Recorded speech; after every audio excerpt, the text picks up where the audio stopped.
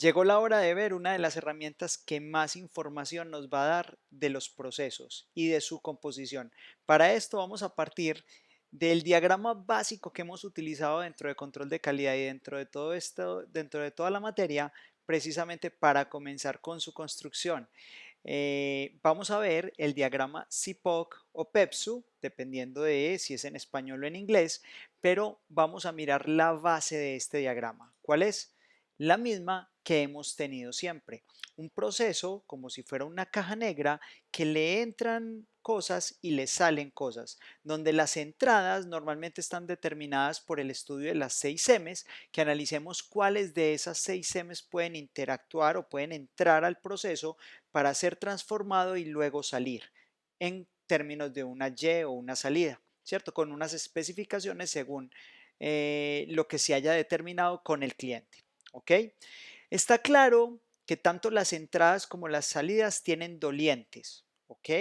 Normalmente las salidas van posiblemente o a un consumidor final o pueden ir a una empresa que es una empresa, por ejemplo, a la que nosotros le proveemos cosas y necesitamos, y esa empresa, digamos que su comienzo del proceso arranca con nuestros productos, o puede ser simplemente que el cliente de esa salida sea el siguiente proceso, es decir, es un cliente interno.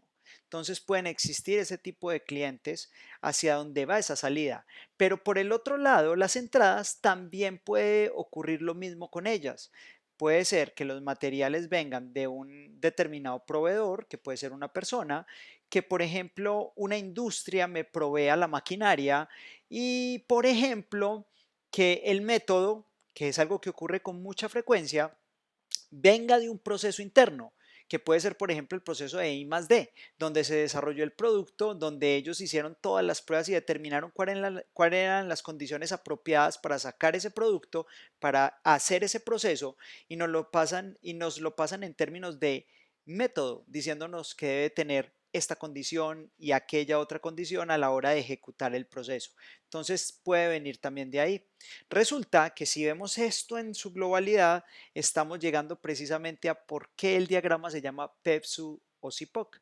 Básicamente es porque tenemos las iniciales de los diferentes componentes que están dentro de él. Si lo miramos obviamente del más conocido, que por ejemplo es el que es en inglés, que es CIPOC, vamos a ver que la S hace relación a suppliers, o sea, a los proveedores.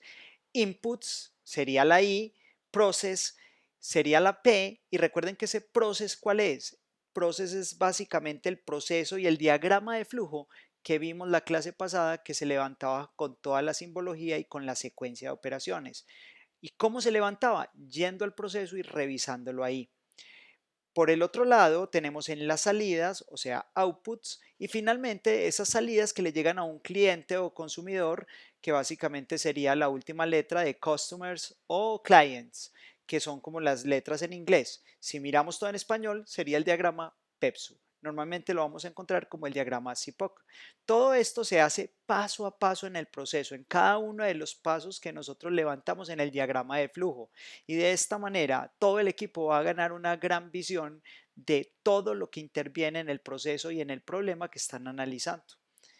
Es importante para hacer este levantamiento que entendamos los pasos básicos para hacerlo. Y los pasos son muy sencillos. Lo primero, hacer el diagrama de flujo, que fue lo que vimos en la clase pasada.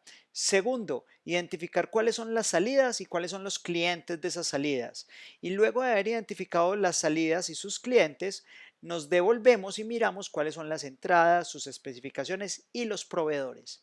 Pero el punto más importante del CIPOC está en lo que les voy a decir. Básicamente debemos categorizar las entradas y debemos encontrar esas entradas si son de tres tipos. El primer tipo, si la entrada es controlable.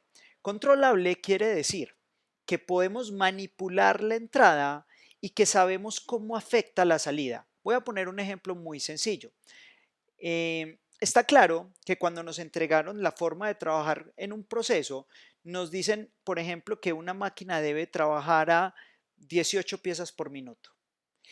Puede ser muy claro para nosotros que si aumentamos la velocidad a 28 piezas por minuto, posiblemente la calidad de ese producto que salga de ese proceso sea mala, porque no le dimos el tiempo suficiente o porque está formando el producto demasiado rápido.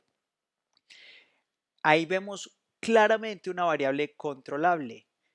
Podemos modificar la entrada, podemos modificar la velocidad de la máquina, pero sabemos cómo nos afecta la salida. Pero eso no ocurre con todas las entradas ni con todas estas variables. Hay variables que nosotros podemos controlar, podemos manipular, pero que no sabemos cómo afecta la salida. Y ese tipo de variable se llama variable crítica. También la van a ver como variable experimental. Y por último, vamos a tener unas variables que no podemos controlar, no podemos manipular y que adicionalmente sí impactan la salida.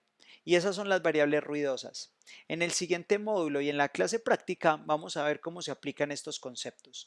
Lo que me interesa que les quede como recordatorio en este o como punto importante de este módulo es que lo clave cuando hacemos un diagrama CIPOC es convertir entradas ruidosas y críticas en entradas controlables, porque en la medida en que lo hagamos, vamos a poder garantizar y disminuir la variabilidad de la salida. Recuerden, si controlamos las entradas, controlamos las salidas y por eso debemos llevar las variables ruidosas y críticas a variables controlables.